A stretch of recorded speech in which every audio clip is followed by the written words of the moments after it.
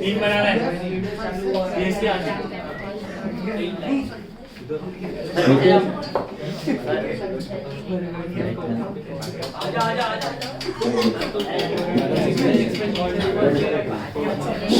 Please be quiet. So, बंदों का तो बोलना है. So, सुनो ध्यान से. Revenue receipts means what? Recurring in nature, small value. Capital receipts, non-recurring, long-term values, and they are shown on the liability side mostly. So, revenue receipt का example क्या है? Sale of goods, rent received, commission received, interest received, dividend received. They are all revenue receipts. Capital receipts का example क्या है? Owner का capital आया business में. It's called capital receipt. It's called capital receipt. So, जैसे capital expenditures have long-term benefits and revenue expenditures have short-term benefits. Sorry, वैसे ही revenue receipts create short-term obligations and capital receipts create long-term obligations. मतलब they are mostly liability. तो capital वाला long-term, हर साल आने वाला नहीं, एक बार आएगा, long-term के बाद business बंद होगा तो भी पैसा देने का. Similarly, बिजनेस के पॉइंट ऑफ व्यू से revenue receipts create short term obligation, एक साल के अंदर प्रॉफिट ओनर को देना है. Capital receipt long term, capital आया ओनर, लोन्स लिया आपने, that's a capital receipt. Friend loan, business loan, bank loan. आपने सेल ऑफ एसेट हुआ, एसेट क्या हर साल बेचोगे आप? गुड्स आप हर साल बेचते हो, एसेट आप हर साल बेचने वाले नहीं है. तो एसेट को बेच के जो पैसा आता है उसको भी क्या कहा जाता है? कैपिटल. भले वो लायबिलिटी में नहीं दिखाते हो, आप एसेट से माइनस करते हो. सेल ऑफ एसेट एसेट से माइनस होता है, but it is shown as it is called as a capital receipt. वो हर साल आने वाला नहीं है. एसेट का सेल होना, बिल्डिंग का सेल होना, प्रॉपर्टी का सेल होना, एसेट का क्लेम मिलना. गुड्स का claim is a revenue receipt, but asset का claim is a capital receipt, क्योंकि एसेट घड़ी घड़ी डिस्ट्रॉय होने वाला नहीं है. गुड्स छोटा वैल्यू है, गुड्स भी घड़ी घड़ी डिस्ट्रॉय नहीं होता है, बट गुड्स का वैल्यू इज स्मॉल, एसेट का वैल्यू इज बिग. तो लॉन्ग टर्म नॉन रिकरिंग बड़ा वैल्यू का जो रिसीट आता है जो हर साल आने वाला नहीं है उसको बोलते हैं capital receipt, and short term वाले को बोलते हैं revenue. And in your actual financial statements, final accounts, revenue receipts are a part of revenue statement, that is trading and P&L account, and capital receipts are a part of balance sheet. Either they will be shown in the liability or they will be shown as a deduction from assets. Assets से minus करके दिखा दो या फिर liabilities पे दिखा दो. Okay? So this part is clear. Sale of asset long term obligation कैसे होगा? Sale of asset exactly long term obligation नहीं है. तुम्हारा पैसा वो उसमें हर एक में लॉन्ग टर्म ऑब्लिगेशन जरूरी नहीं है ऐसे. हाँ, तो capital is a long term obligation, loan is a long term obligation, but sale of asset एक बार नॉन रिकरिंग है, बड़ा वैल्यू है, एक बार. तो हर एक चीज लॉन्ग टर्म आएगी ऐसी जरूरी नहीं. तो मीनिंग यही है कि लॉन्ग टर्म पैसा आता है, घड़ी घड़ी आने वाला नहीं. ओके, वन टाइम आता.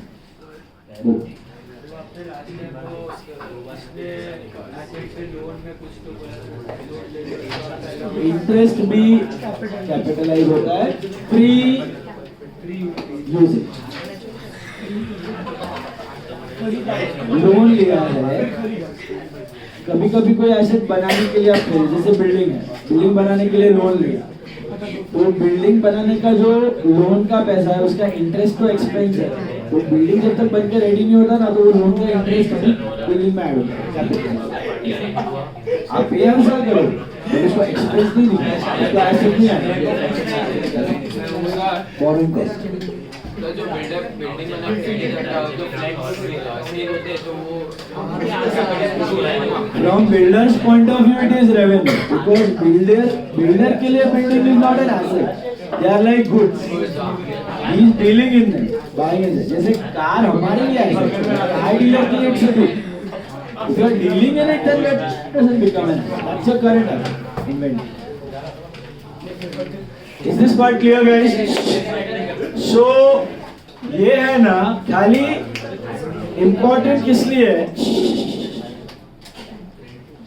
Why the knowing of capital and revenue is important so that in your final accounts you understand that the revenue receipts and revenue expenditure are a part of trading P&L, revenue statement, whereas capital receipts and capital expenditures are a part of balance sheet. ये इसका भेलपुरी आप न बना दो, क्योंकि इसका भेलपुरी बन गया तो एरर ऑफ प्रिंसिपल हो जाता है, and thereby your profits and your balance sheet items are affected directly. Both the items are affected. तुम्हारा प्रॉफिट भी ज्यादा हो जाएगा, बैलेंस शीट भी ज्यादा दिखेगा, या फिर वाइस वर्सा, प्रॉफिट भी कम दिखेगा और बैलेंस शीट भी स्क्वीज हो जाएगा. Is it clear? सो दोनों बचने के लिए नॉलेज होना जरूरी है कि क्या कैपिटलाइज करने का है, क्या रेवेन्यू में डालने का. Got it? जैसे कि तुमने लोन लिया फॉर एग्जांपल, लोन की एंट्री क्या है? कैश टू लोन, और रेंट रिसीव किया तो कैश टू रेंट. अभी कोई अनपढ़ रहेगा वो तो कैश टू लोन लोन को डाल देगा इनकम में, रेंट को डाल देगा लायबिलिटी में. तो तुमको पता है एज एन अकाउंटिंग स्टूडेंट कि क्या इनकम है क्या लायबिलिटी. तो that's why this knowledge is important कि लायबिलिटी है वो नॉन रिकरिंग, वो लंबा अमाउंट है, बड़ा अमाउंट है, घड़ी घड़ी आने वाला नहीं, तो लायबिलिटी में लिखो, बैलेंस शीट में लिखो. और रेंट जो है हर साल आने वाला नॉमिनल अमाउंट है, आपके प्रॉफिट को कंट्रीब्यूट करता है, उसको इनकम है. So that is the only part, capital receipt, revenue receipt. Okay. Now back to the problems. I think 4 problems we did in the last class. Module वाले. अभी वापस all of you.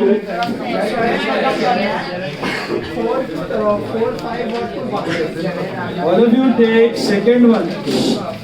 Page 18, sum number 2. Page 18 sum number 2. Seven के बाकी थे ना, वो भी करेंगे, वो तो आप टेक्स्ट बुक पे ही सॉल्व कर रहे थे ना, वो वाले में रखो, नोटबुक वाले. वो हो गया sum number 2 page 18. Sum number 2 page 18. Sum number 2 page 18.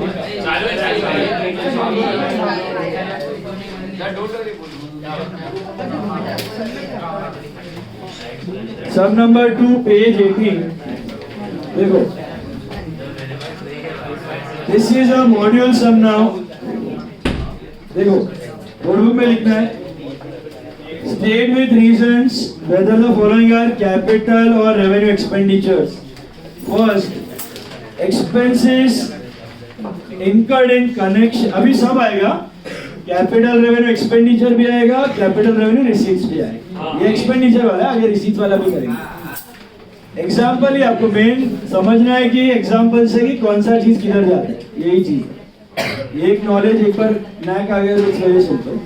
Expenses incurred in connection with obtaining a license for starting a factory. तो लिख दो रुपीज 10,000. जब भी अमाउंट दिया अमाउंट के साथ लिखना है, पॉइंट वाइज लिख लो, फिर फ्रेम कर लेना. रुपीज 10,000 डैश करके लिखो capital expenditure, rupees 10,000 dash capital expenditure. Reason क्या लिखोगे? It is incurred on purchase of fixed asset long term. Incurred on purchase of fixed asset long term. Incurred on purchase of fixed asset long term benefits.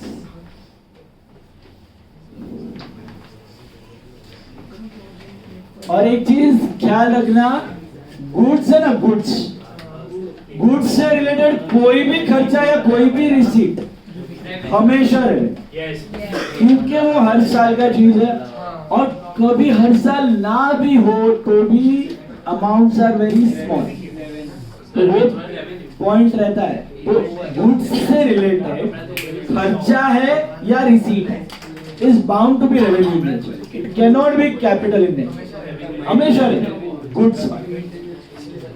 Second, 1000 paid for removal of inventory to a new site. Stock, आप एक side से दूसरे side पे stock लेके गए, उसका खर्चा. Let's say मेरा स्टॉक थाने में था, थाने से भिवंडी लेके गया, या भिवंडी से डॉक्स में लेके गया, नावा शेवा डॉक्स. तो I took my goods from one place to another. That moving transportation of goods is all revenue. Is it clear? लिख दो, दैट्स योर रेवेन्यू एक्सपेंडिचर.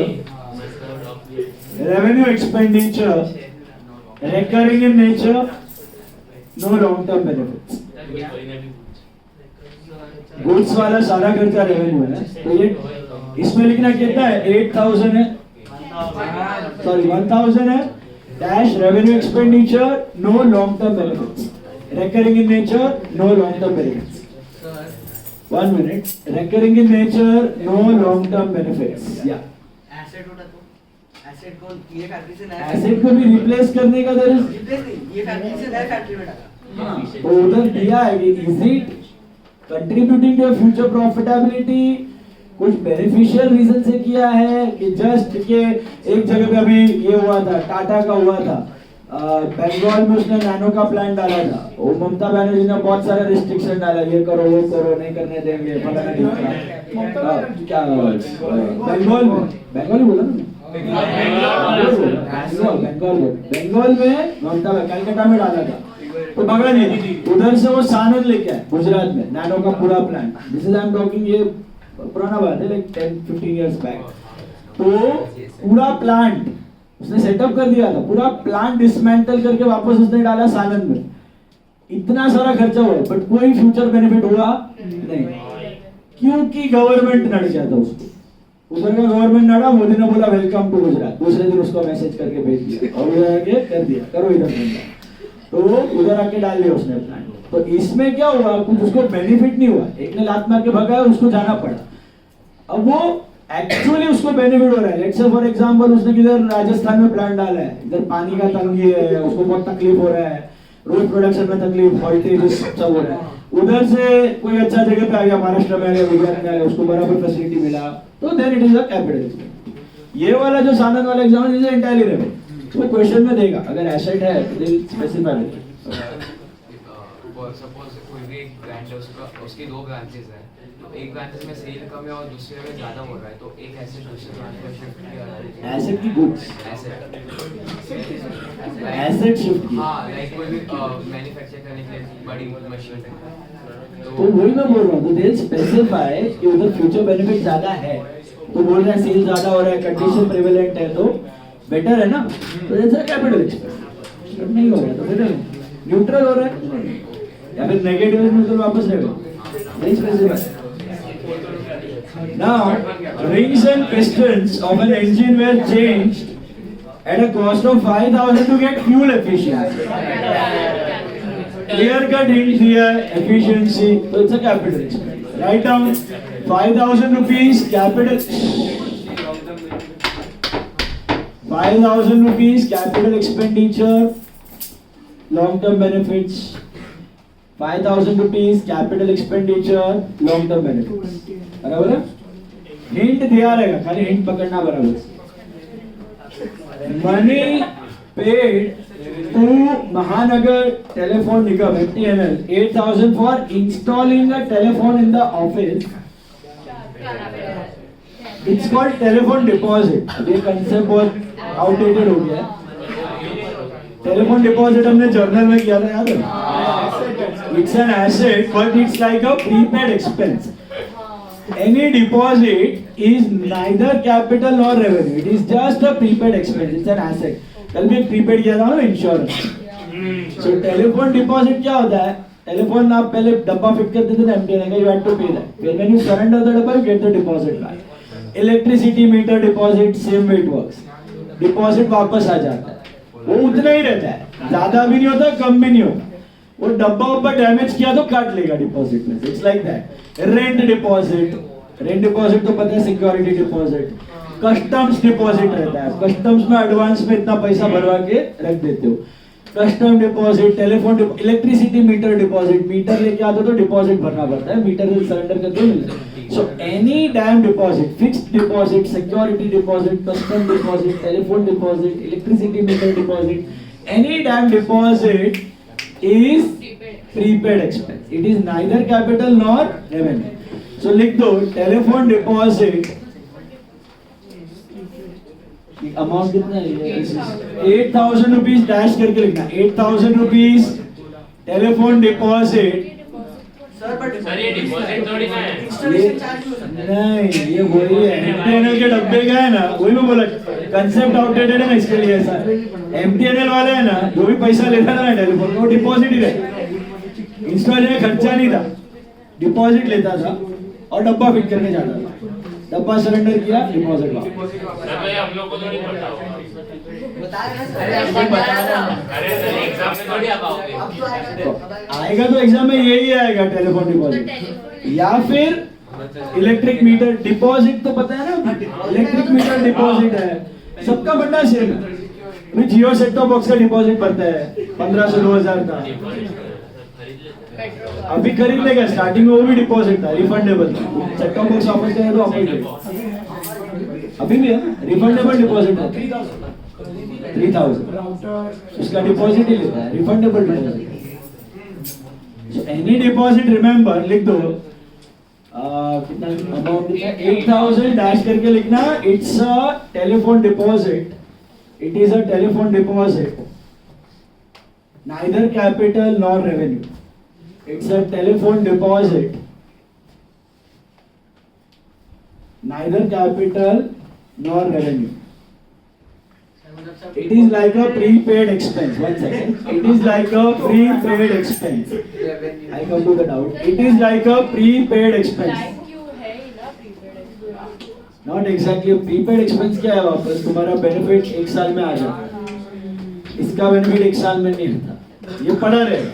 10 साल टेलीफोन हो, 10 साल पड़ा है, 20 साल मीटर है, 20 साल पड़ा है। लाइक अ प्रीपेड एक्सपेंस लिखा जाता है। प्रीपेड तो ज्यादा साल का भी हो सकता है, 2-3 साल का।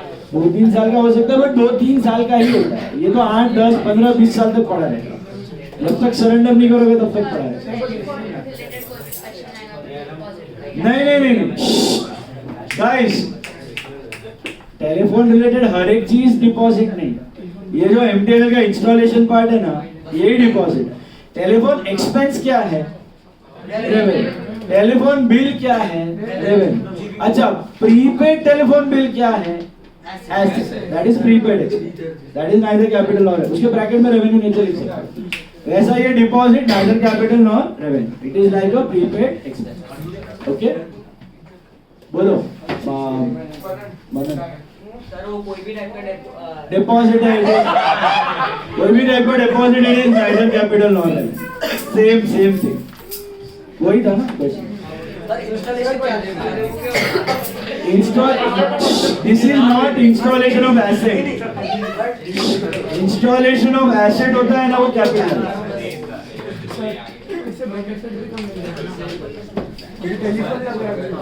हाँ, मिलना बराबर है, बट इसमें क्या होता है, बेनिफिट्स बाद में एक्सपायर हो जाता है।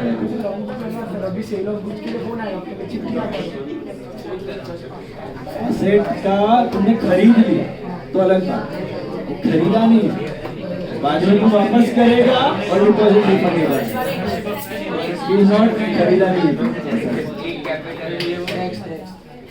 Factory shed was constructed at a cost of 1 lakh. Please focus. Factory shed was constructed at a cost of 1 lakh. A sum of 5,000 had been incurred in the construction of temporary huts for storing building material. कैसे क्या है?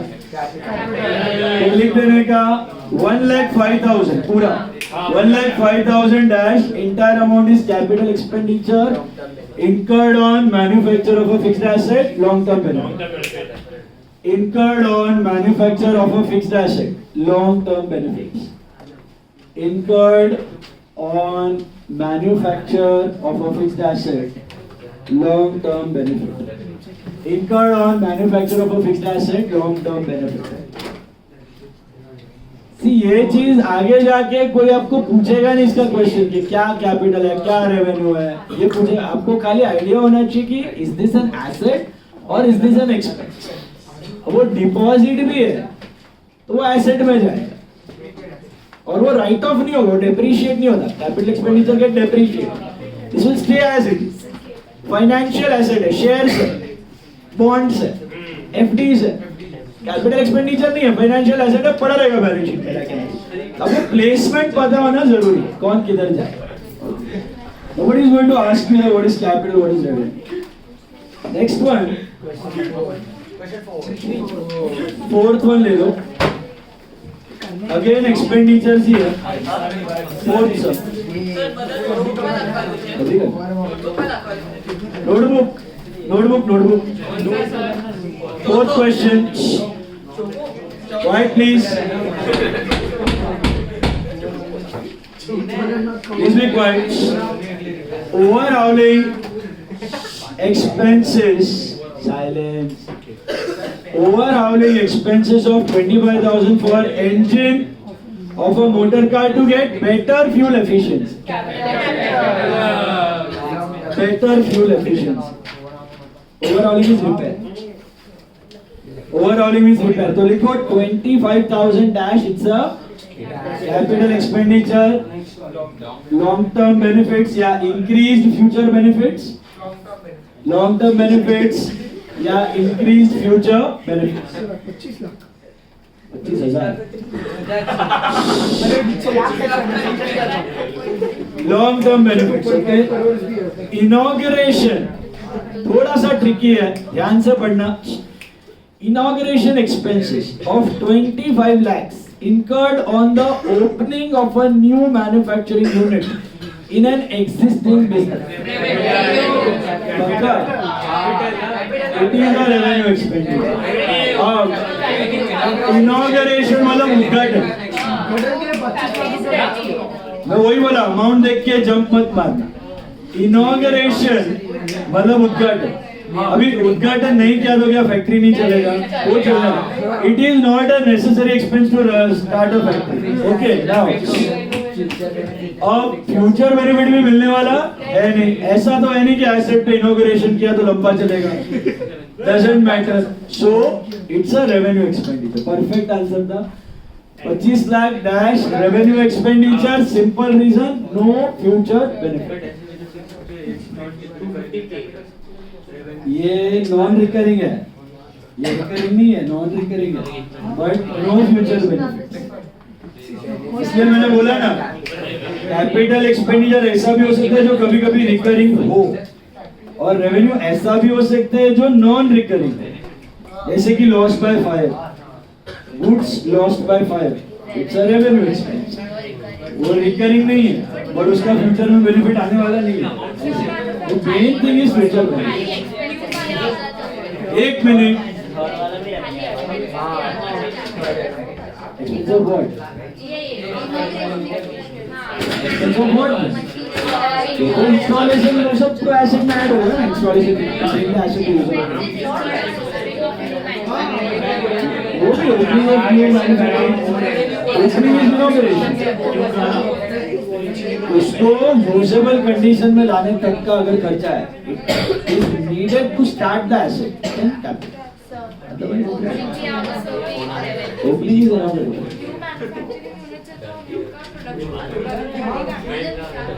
New manufacturing unit is an asset, capital expenditure. Inauguration नहीं, inauguration मतलब ribbon काटना है. 25 लाख क्या 2-3 करोड़ 4 करोड़ 5 करोड़ में लग जाता है.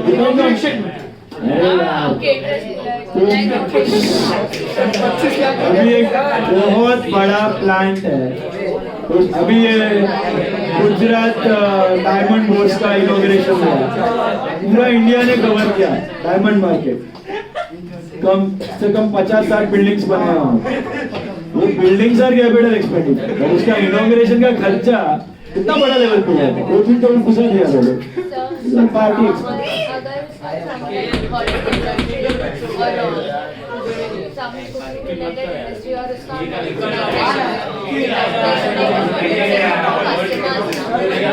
तो उसको है ना, अगर हैवी एडवर्टाइजमेंट पर्सपेक्टिव से आप कर रहे हो ना, तो डेफर्ड रेवेन्यू है. But it is not asset, तो आप उसको सेल कर सकते हो. It may be deferred revenue, और वो हैवी या ऐसा कुछ स्पेसिफाई किया डिपेंडिंग ऑन द नेचर. आपने अगर बहुत कस्टमर्स के लिए बहुत बड़े लेवल पे थोड़ा किया है ना तो attract customer, then it is deferred advertising. Compensation of 2.5 crores. Third one. Pay to workers who opted for voluntary retirement. Revenue. VRS मतलब टाइम से पहले जा रहे हैं, उसको आप salary they. That is voluntary retirement compensation. So it's just like salary. खाली time से पहले उसको डिसकंटिन्यू किया तो सैलरी का पैसा साथ में दिया उसको. So no future benefits. लिख दो. No future 2.5 crore VRS any damn compensation is always revenue. Compensation is always revenue. कोई वर्कर इंजर्ड हो गया कॉम्पेंसेट किया, किसी का एक्सीडेंट हो गया कॉम्पेंसेट किया, रिटायर हुआ कॉम्पेंसेट किया. रेवेन्यू. नाउ फिफ्थ वन, अभी कैपिटल एक्सपेंडिचर और रिसीट्स दोनों हैं. फिफ्थ वाला ध्यान से पढ़ना. First one 10,000 spent as traveling expenses of the directors on trips abroad for purchase of capital assets. पक्का वापस पढ़ो. 10,000 spent as traveling expense of directors on trips abroad for purchase of capital assets. 100% capital expenditure because it is for buying of a fixed asset. मैं आपको बोला ना, कोई builder आके building बनाने का चालू किया तो पुराना बिल्डिंग तोड़ा, उधर से लेके नया बिल्डिंग का ओसी आने तक एवरीथिंग इज कैपिटलाइज्ड. तो एक डायरेक्टर फ्लाइट पकड़ के जर्मनी गया, मशीन देखा, खरीद के लेके आया, इधर फिट किया, चालू किया, वहां तक का सब खर्चा इट्स ऑल कैपिटलाइज्ड. रीजन लिखना incurred on purchase of fixed asset long term benefit. Amount received from trade receivables during the year. Revenue received. What are trade receivables? Debt. लिख दो. Revenue received. Received from trade receivable is a revenue receipt. Reason होगा recurring in nature. Recurring in nature, हाँ? हाँ. Third वाला is second वाला. Second वाला is revenue receipt.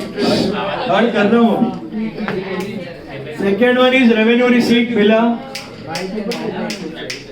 Silence.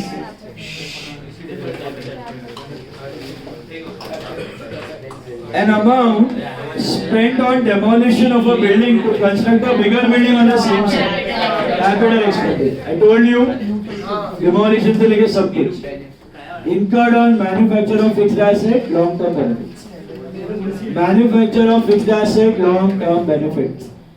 Manufacture of fixed assets, long-term benefits.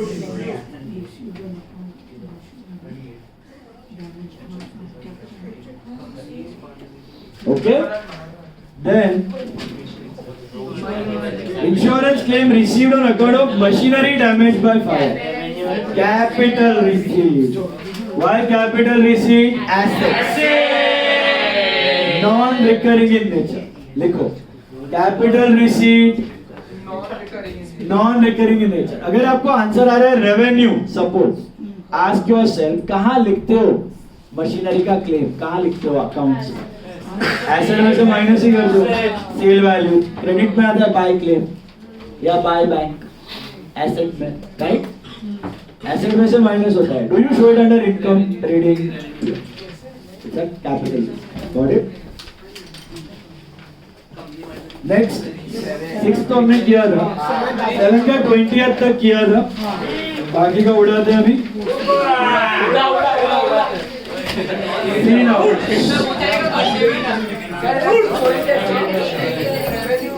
Please be quiet, guys.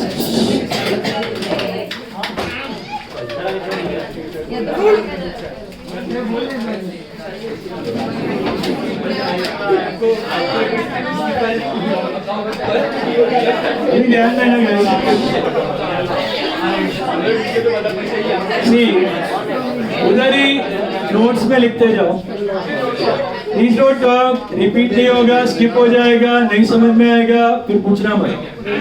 Video का भरोसा नहीं है, कभी भी बंद हो सकता है। चलो 21st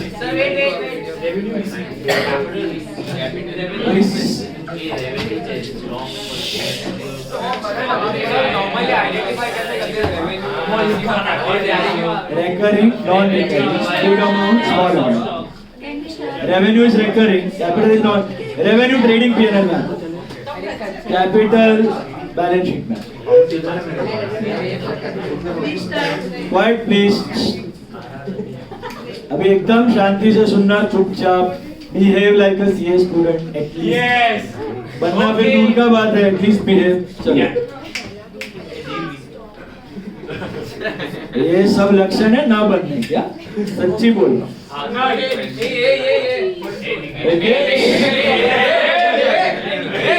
ये सब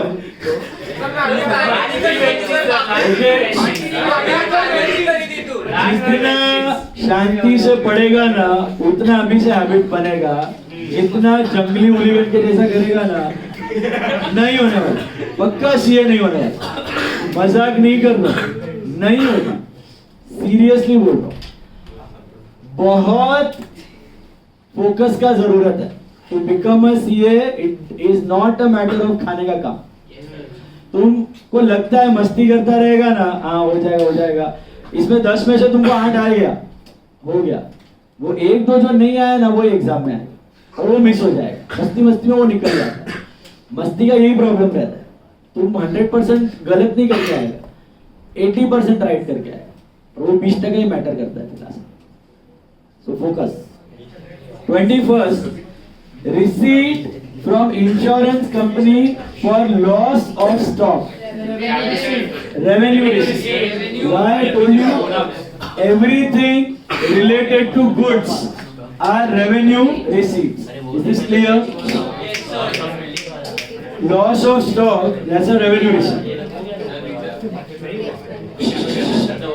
इसमें आप रीजन रिकरिंग नहीं लिख सकते, it is small value, okay. Goods related any time item it's always revenue, trading credit, P&L debit. Incurred on goods या स्मॉल इन वैल्यू, इधर आप लिख सकते हो स्मॉल इन वैल्यू, तो capital. Losses are not recurring, तो better है right small value. Then receipt from insurance company for loss of building, capital receipt from insurance company for loss of building, receipt है ना, capital receipt, capital receipt because non-recurring and big value, can write both large value and non-recurring, okay. Yes, sir. Silence. Then shares issued at par or at premium. अभी shares issued चाहे पार पे हो चाहे premium पे, आप आगे जाके shares का चैप्टर लर्न करोगे 12th स्टैंडर्ड में। शेयर्स मतलब क्या? कैपिटल रेज करना। When a company raises capital, it's called issue of share, IPO. तो शेयर में कैपिटल आया एंड कैपिटल जो ओनर लाता है that's a capital receipt. तो शेयर्स इश्यूड एट पार हो चाहे प्रीमियम हो, डिस्काउंट अभी बैन है, तो शेयर्स इश्यूड एट पार और premium both are what? Capital, both are capital receipt. लिखना non recurring in nature and capital introduction in business. It is nothing but capital introduction in business, capital introduction in business, it's a liability, non recurring. Shares घड़ी घड़ी capital घड़ी घड़ी raise नहीं होता है ना। Shares issued at par और premium, capital जो लाते हो एक ही बार या 10-15 साल में, घड़ी घड़ी होने वाला डिस्काउंट बैन है, 2013 के बाद बैन हो चुका है। उसका मैं रीजन बताऊंगा, बहुत नॉमिनल था पहले भी, 10 रुपए में 10% discount, shares issued at discount ban हो चुका है। 10 रुपए का शेयर पे है ना, पहले भी सेबी का रूल था 10% डिस्काउंट होना चाहिए था, 10 का 9 में, तो 80s में ठीक है 9 रुपए और 10 रुपए का डिफरेंस का वैल्यू था 1 रुपए का, अभी तो क्या ही वैल्यू है, 1 रुपए का कुछ वैल्यू ही नहीं है। एंड आज के तारीख में majority of the issues are 10 रुपए का शेयर भी 10 में नहीं आता है, 100, 150, 200, 500, 1000 में आता है, प्रीमियम पे आता है। तो डिस्काउंट रख के कोई 10 करो कि 9 करो एक ही बात है, तो डिस्काउंट स्क्रैप कर दिया 20-30 कन्वीनियंस के। 80s में था डिस्काउंट कि कोई नया कंपनी उसको इन्वेस्टर को अट्रैक्ट करना है तो डिस्काउंट पे इश्यू करता था अपने शेयर, 10 का 9 में भी इश्यू करता था, अभी अलाउड नहीं है, वो सेंस ही नहीं बनता है, 10 का 10 में करो चल जाएगा।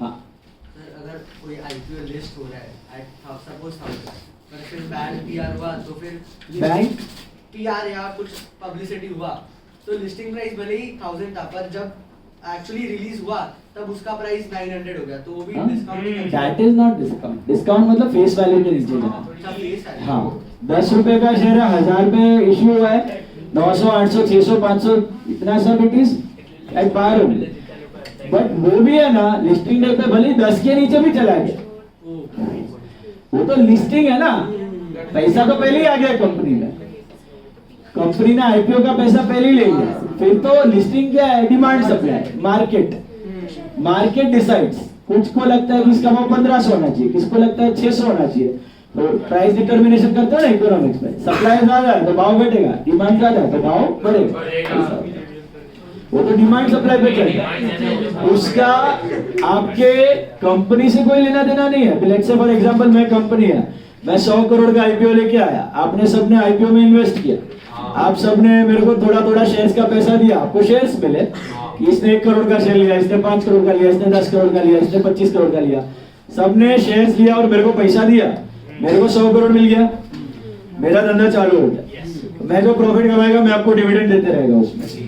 अभी वो शेयर्स में आपने पैसा डाला है तो आप ओनर हुए, आप अभी ओनर का पैसा लाइफ टाइम तक पड़ा रहता है कंपनी में, लेकिन व्हाट इफ आपको पैसा वापस चाहिए, ओनर्स का पैसा वापस तो मिलता नहीं है लिक्विडेशन होने तक, तो क्या रास्ता है उसके लिए, लिस्टिंग स्टॉक एक्सचेंज, तो I will list those shares in the stock exchange. तो अभी इसको निकलने का है और इसको खरीदने का है, तो ये कोट करेगी कि मेरे को ये शेयर 15 रुपए में दे दे, ये कोट करेगा नहीं मैं 20 रुपए में देगा, तो एक प्राइस डिटरमाइन होगा 18 रुपया, तो 18 रुपए में ये खरीद लेगी, ये निकल जाएगा। तो आपस में जो मार्केट में डीलिंग होता है ना स्टॉक मार्केट में, उसका कंपनी से कोई लेना देना नहीं है, उसका बिजनेस अपने आप ऐसे ही चल रहा है, आपस में shareholders are deciding the price कि ये इतना होना चाहिए, ये इतना होना चाहिए, खरीदो बेचो खरीदो बेचो खरीदो बेचो, but obviously what drives the price is the profits. Business should focus always on profits.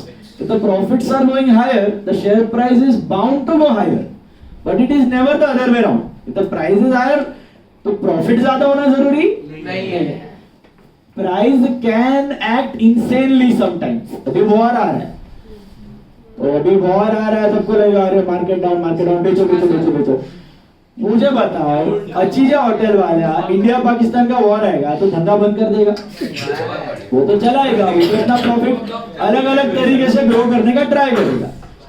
तो ऐसा ही हर एक बिजनेस ऐसे ही करता है, वॉर आने को बंद नहीं हो जाता, वो अपना प्रॉफिट अपने हिसाब से एडजस्ट करने का ट्राई करता है, बट पब्लिक को लगता है कि अरे वॉर आ गया चलो बेच दो भाव घटेगा, दीज आर ऑल सेंटिमेंट्स। तो price does not drive the earning always drives the price। तो अगर प्रॉफिट अच्छा है तो प्राइस बढ़ता ही है लॉन्ग टर्म में, ऐसा होता है। तो मार्केट प्राइस का बढ़ना घटना बिजनेस से उसका कोई लेना देना, उसको तो पैसा मिल गया, बाकी तो डिमांड सप्लाई में, तो वो डिस्काउंट अपने को मैटर नहीं करता है। अपने को कौन सा डिस्काउंट, इश्यू के बाद पहला जब भी पैसा रेज किया वो अगर 10 से कम में गया उसको डिस्काउंट करो, वो अलाउड नहीं है। ग्रे मार्केट मतलब बगड़े का मार्केट होता है, बगड़ा मतलब ब्लैक, कैश का मार्केट। मतलब क्या, अभी आईपीओ लगा है, सबको तो आईपीओ लगता नहीं है, मेरे को आईपीओ लगा है समझो, पता चला उसका तुम आईपीओ अप्लाई करता है, समझो मैंने 100 शेयर अप्लाई किया है और मेरे को 20 शेयर लग गया, तो अभी 20 शेयर लगा और प्राइस था, आईपीओ का प्राइस था 200 रुपए, 200 रुपीज का आईपीओ था, 20 शेयर लग गया। लिस्टिंग में टाइम रहता है, लिस्टिंग मतलब 10-15 दिन के बाद लिस्ट होता है, तभी तुमको नहीं लगा है शेयर, तो तुम मेरे से बोलेगा कि मेरे को मिलता है क्या 250 में, मैं खरीदने के लिए रेडी है। तो ऐसा एक वर्बल कॉन्ट्रैक्ट डिसाइड हो जाता है कि हाँ मैंने तुमको 250 में बेच दिया है, मैंने तुमको 250 में बेच दिया। तो इसको बोलते हैं ग्रे मार्केट। तो ग्रे मार्केट में तो पहले से डिसाइड करता है, फिर लिस्टिंग डे जैसा होता है तुम्हें प्राइस कोट करके तुम खरीद लेगा, ये बेच देगा, वो प्राइस कुछ भी रहे, तुमने अपना शेयर बेच दिया कितने में 250 ऐसा, तो तुम्हारा 50 रुपया प्रॉफिट फिक्स हो गया। फिर लिस्टिंग डे पे 500 हुआ तो ऊपर का प्रॉफिट तुम्हारा नहीं, वो सामने वाले का रहेगा, क्योंकि उसने खरीद लिया है ना तुमसे 250 में। लिस्टिंग डे पे एक्चुअल शेयर का प्राइस हो गया 500, तो जो खरीदा है तुमसे ग्रे मार्केट में उसका प्रॉफिट होगा ऊपर का 250 का, वो अपने को नहीं मिलेगा। And on the other hand घट गया तो लॉस भी सामने। It's a double aged sword. Grey market मतलब पकड़ेगा, वो पूरा वर्बल और कैश पे चलता है। तो उसके फिगर्स किस बारे में? फिगर्स तो अभी सब अनऑफिशियली बाहर आ ही जाता है, क्योंकि मेजॉरिटी पूरा ग्रे मार्केट है ना, एक ही एरिया राजकोट, उधर से ऑपरेट होता है। तो उधर राजकोट में बैठा हुआ बंदा एक टीम रहता है, पूरा डिसाइड करता है फुल इंडिया के साथ, जैसे अंगड़ियाज रहता है, अंगड़ियाज डिलीवर कैश, तुमको कैश डिलीवरी करने का है ना, तो ऐसा 50 लाख रुपए अंगड़िया को देगा हवाला, वो ऐसे ही घुमा देगा 50 लाख, तुम उसको ऐसा 50 लाख तुमको इधर से कलकत्ता पहुंचाने का 50 लाख, अंगड़िया के पास जाएगा 50 लाख रुपया देगा। सर वो लीगल होता है क्या? Cash is entirely illegal, but grey market is also illegal. Grey market is also not legal. Grey market is also illegal, but it works. पगड़े में चलते रहता है। तो कैश सी ग्रे मार्केट किसके लिए रहता है? तुम एक ही दिन में खाली लिस्टिंग का तुमको पैसा बनाने का, तो लिस्टिंग में तुमको क्या बोला, प्रॉफिट भी हो सकता है लॉस भी हो सकता है। It's a double aged sword. और तुम मर मरा के 100 रुपए का शेयर है, तुम्हें ज्यादा से 100 रुपया कमाएगा, 200 रुपया कमाएगा, अमाउंट भी तो ऐसा रहता है। और लगेगा कितना शेयर तुमको, मर मर के लिस्टिंग में लगता भी कम है, ज्यादा से ज्यादा 50,000 रुपया कमाएगा, वो भी इतना मर मरा के, वो भी अच्छा शेयर होना चाहिए, वो भी मार्केट अच्छा होना चाहिए, और फालतू भी कुछ नहीं निकलना चाहिए, तब जाके जिसका प्रोबेबिलिटी इज जस्ट 10%, 10 में से 9 आईपीओ फ्लॉप ही जाता है हिस्टोरिकली। तो वो रिस्क बहुत रहता है उधर, तो तुमको रिस्क पे खेलने का तो मेरे मार्केट में जाके खेलो, उधर करो, नुकसान भी होगा फायदा भी होगा, ऐसा है। तो उसमें ना चना गुरमुरा कमाने के लिए बहुत सारा रेट टूट पड़ता है, ऐसा रहता है ग्रे मार्केट। वो तो बड़े अमाउंट वाली ही होगी ना। अभी नहीं छोटा छोटा सब कितना सारा रहेगा। अभी तुम्हारा अंगड़िया also it is all black, but you understand, जिसको पता है इंटरनली, सबको पता ही रहता है कि इधर अंगड़िया को लेने का, उधर मिल जाएगा, सबसे उनका कैश में व्यवहार चालू रहता है। तो grey market is also like, अभी तुमको मैं सिंपल एग्जांपल देगा, लेट्स से तुम रात को जाके, अभी समझो ना, वेप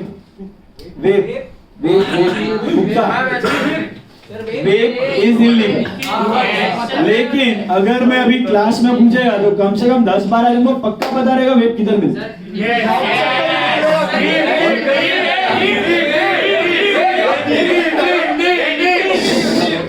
और बैचलर से भी शायद निकलेगा। अभी मेरे को मालूम नहीं है एग्जैक्टली इसके पास मिलता है, किसके पास नहीं मिलता है, बट यू नो इनसाइड वैसा it works for grey market, वैसा इट वर्क्स फॉर अंगड़ियाज, एवरीथिंग। थोड़ा बाहर मार्केट में घूमनेगा सब पता चलेगा।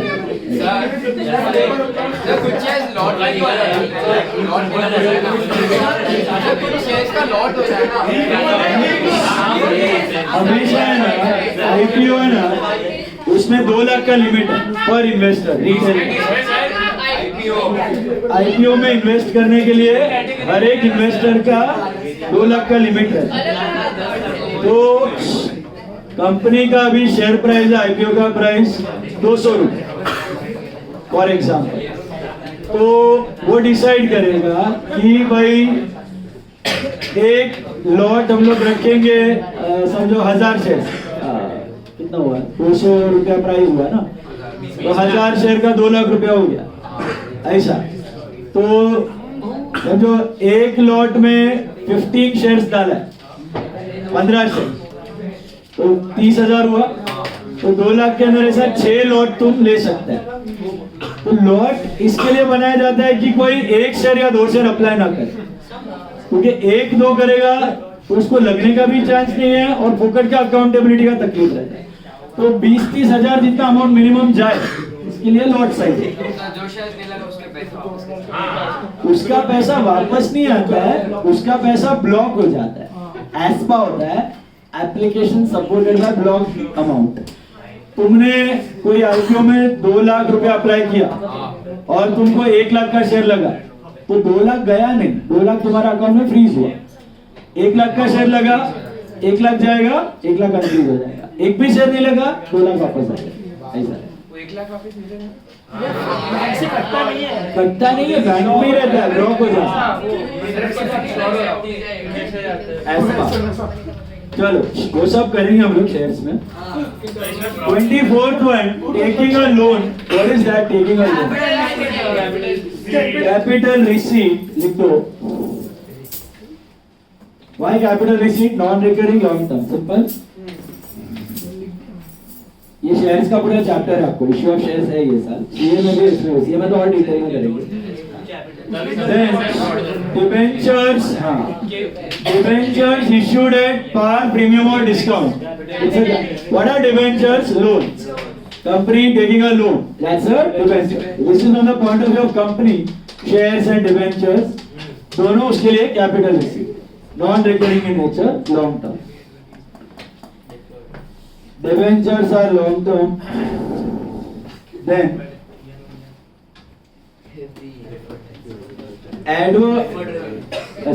heavy advertising expense are old or existing or new? How do you know that? Heavy. Deferred revenue expense, reason, benefit may last for more than a year.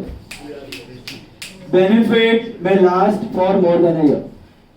Benefits may last for more than a year. Advertising expense on new or existing product. That's a revenue expenditure. No long term, recurring in nature. Revenue expenditure, recurring in nature. Revenue expenditure, recurring in nature. Got it?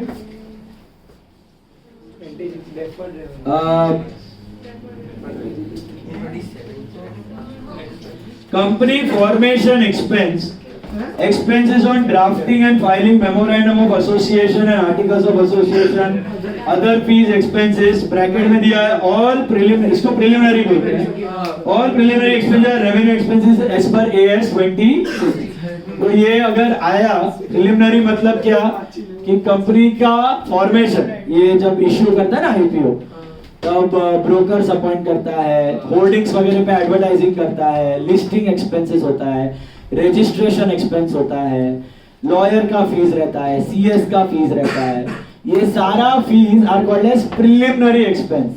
Company formation expense बोलते हैं, company launch का expense बोलते हैं। ये पहले deferred था, deferred revenue, सोचते थे कि बेनिफिट एक्सपायर होगा 3-4 साल बाद, अभी उसको बना दिया है रेवेन्यू। तो compulsorily all preliminary expenses are considered as revenue, उसके लिए कोई दो थॉट ही नहीं है। तो कभी भी कोई भी प्रिलिमिनरी एक्सपेंस दिख जाए, डायरेक्ट रेवेन्यू। ओके, अब 29 is interesting. As per AS 26, as per AS 26 all preliminary expenses are 26 AS तो वो तो फाइलिंग का आईटी का वो अलग salary. AS 20 is accounting standard. AS are around 33 or 34 Indians अभी अभी आया है, हर साल बनाते जा रहा है, 20-22 कुछ आ गया ऑलरेडी। इंडियस हर साल बढ़ते जा रहा है। इंडियस मतलब अपना AS विद IFRS मिला के जो कंबाइन करता है ना इंडियस, अभी AS हटते जा रहा है। All the companies are following Ind AS. अभी एट प्रेजेंट दोनों चल रहे हैं। तुम बनेगा सीए तब तक इंडियस आगे रहे। Legal expenses for first one, defending the case by a dismissed worker. Why? No future benefit. तो dismissed worker था, उसने केस कर दिया, कोई फायदा तो होने वाला नहीं है। No future benefits. For drafting agreement for purchase of a building. Capital expenditure, purchase of fixed asset. Capital expenditure, purchase of a fixed asset. Drafting articles and memorandum of association of the company yet to be incorporated, अभी किया, this is preliminary revenue. as per AS 26, preliminary expense revenue. Preliminary expense revenue. Defending the director against traffic case. Revenue. Traffic signal तोड़ दिया, किसी को तोड़ दिया. That is all revenue. No future benefits. No future benefits. एक minute. हाँ? Preliminary expense revenue. Preliminary करके revenue. As per AS 26. Donation. हाँ बोल.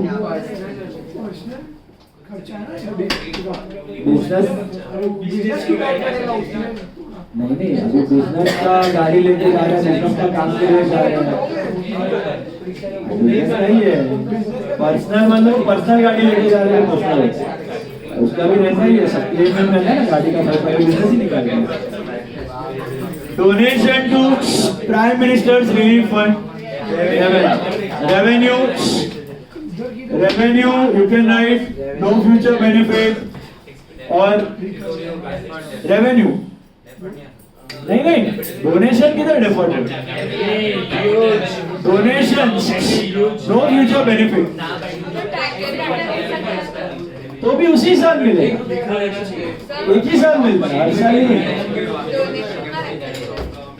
डोनेशन रिकरिंग भी चलेगा, स्मॉल वैल्यू भी चलेगा, नो फ्यूचर बेनिफिट्स नहीं. मतलब कोई भी बिजनेस डोनेशन बड़ा वैल्यू करे तो उस बिजनेस के हिसाब से भी वेरी स्मॉल है, ऐसा है. Recovery of bad debt. Very good. Revenue receipts. Recovery of bad debts are revenue receipts. Bad debt recovery revenue receipts.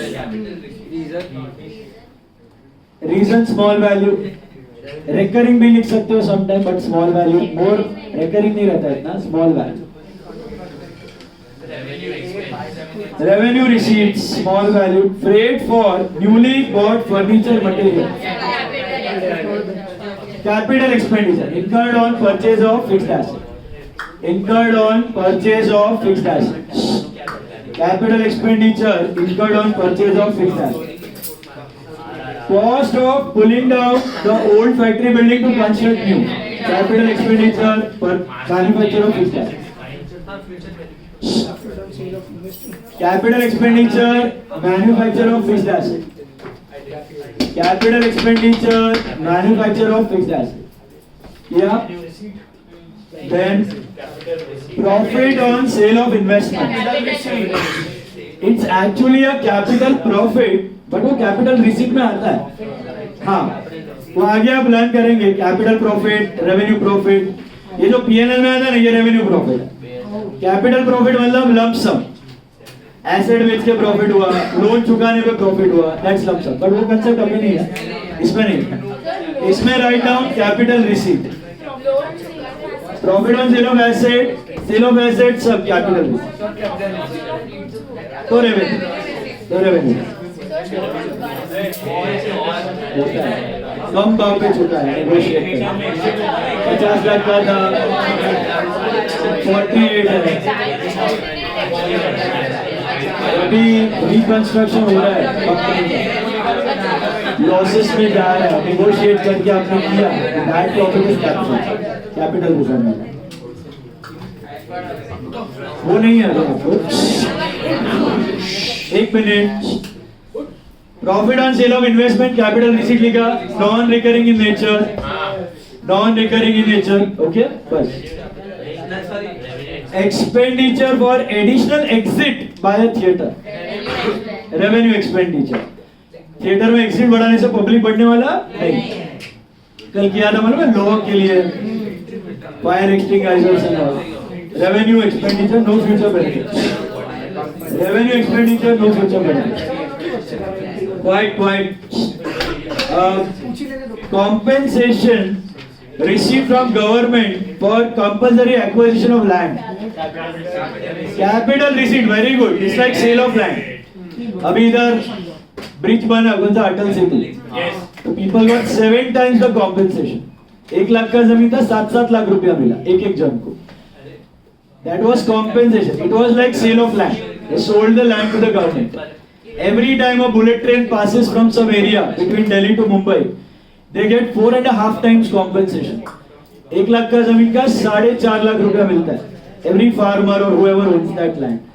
इसलिए आप देखा रहेगा जिधर जिधर अभी महामुंबई 3 सब जगह चल रहा है, तो जिधर नया एयरपोर्ट आया है, डेवलपमेंट होने वाला है, उधर कॉम्पेंसेशन होकर लैंड आने वाला है, तो पब्लिक पहले ही खरीदने का पीछे पागल हो जाता है, ऐसा रहता है।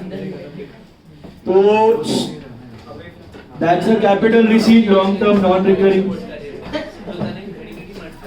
Capital introduce by the owner और partner, capital receipt, long term non recurring, capital receipt, long term non recurring, dividend paid by the company,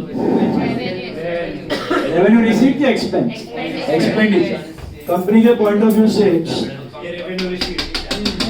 dividend paid किया, रेवेन्यू एक्सपेंडिचर, गाइस यू एकदम चुप, एकदम चुप, dividend paid by the company, ये बेटा चुप का मतलब नहीं समझ में आ रहा आपको, चुप चुप, dividend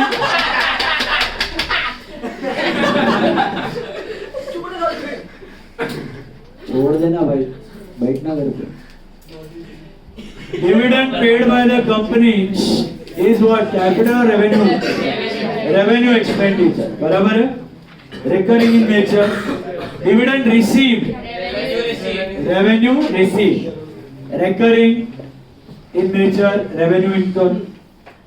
Germany tour expenses of a director who had gone there to or for purchase of a new machine. Capital expenditure, purchase of asset. Capital expenditure, purchase of asset. Exploring export market. Exploring export market. मतलब वही tour मारा for exploring export market. Revenue expenses. Market are for goods, goods से related कोई भी खर्चा, revenue, always recurring in nature या small value, recurring in nature या goods related any expense, small value, no future benefit, identifying sources of raw materials, again for goods, recurring, no future benefit. Sir पर future benefit तो होगा ना, goods जाएगी वो एक ही जगह से इंपोर्ट करके बाद में सेल करेगा। आया तो अभी तक कुछ पता नहीं है, इसे ऐसा ही एक रिसर्च, इसको रिसर्च एंड डेवलपमेंट में भी डाल सकते हैं, R&D एक्सपेंडिचर भी ऐसा ही है, तुम रिसर्च एंड डेवलपमेंट करते जा रहे हैं सोच के कि कुछ अच्छा होगा, जब तक कुछ हुआ नहीं है उसका पता नहीं है, तो always revenue, always put it under revenue, okay, concrete benefit नहीं है तब तक ऑलवेज रेवेन्यू। और सब बोलते हैं कि रिसर्च करने से प्रॉफिट हुआ है तो हाँ, ये रिसर्च करने से प्रॉफिट हुआ है तो कैपिटल एकदम कॉन्क्रीट हुआ है रिसर्च कि वो प्रॉफिट पे जाएगा ही, तो बट ऐसा बहुत रेयर चांस है, तुम ट्रायल एंड एरर पे काम कर रहे हो, तो इट इज ऑल एक्सपेंस, एक शॉट में एक्सपेंस,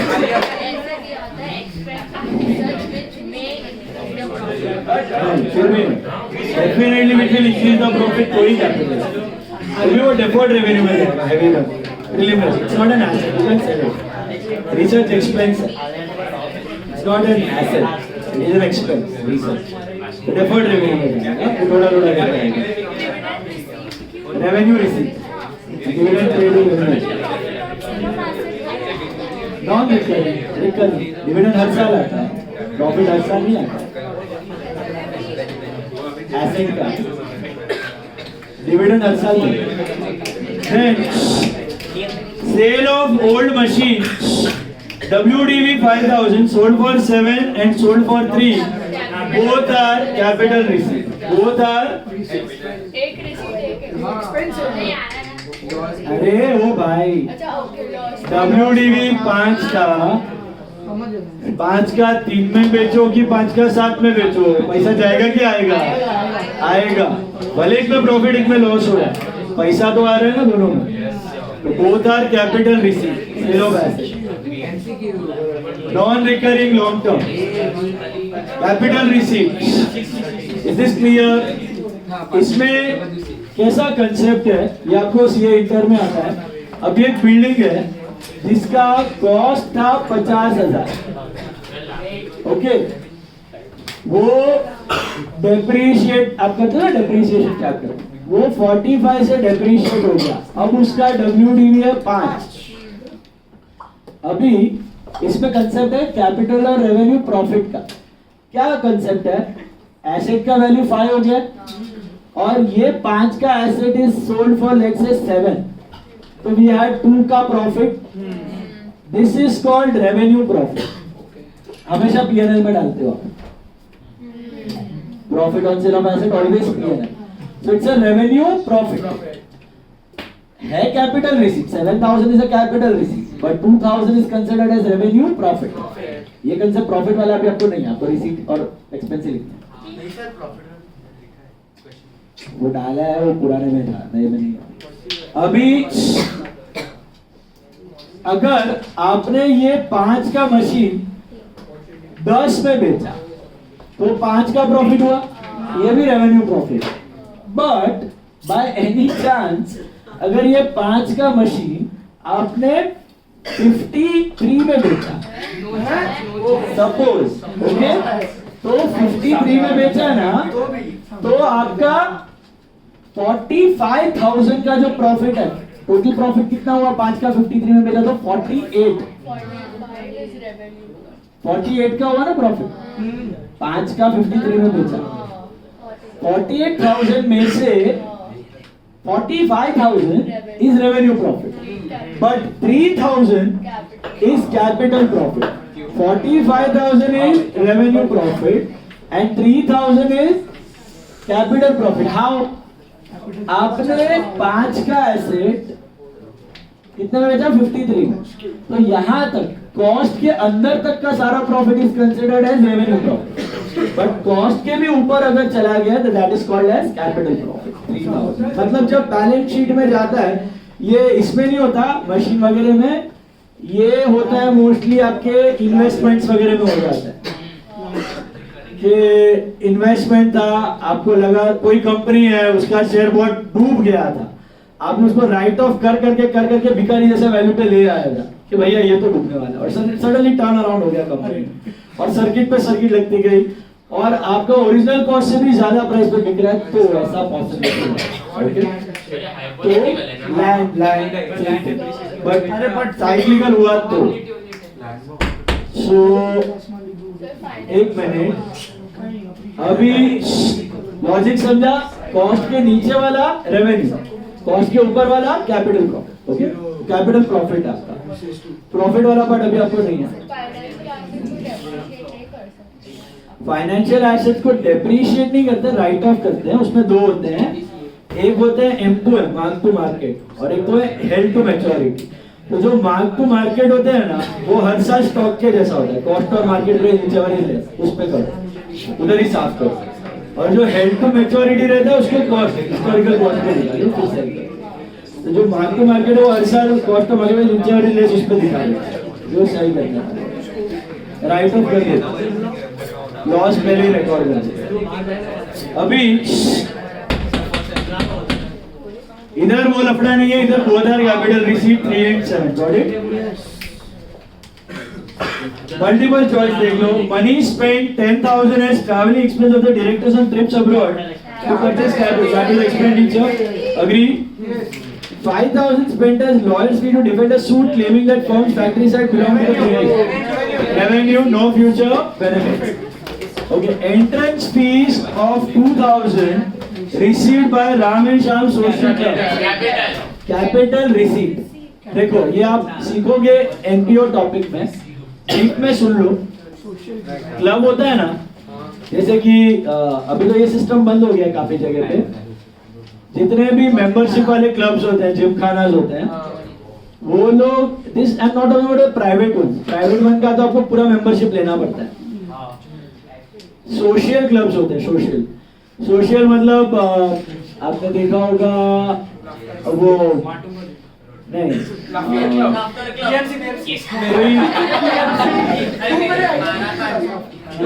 मित्र मंडल या किसी का नाम सुना है? जैन जागृति मित्र मंडल, तरुण मित्र मंडल है ऐसा सर। तो एनजीओज होते हैं ये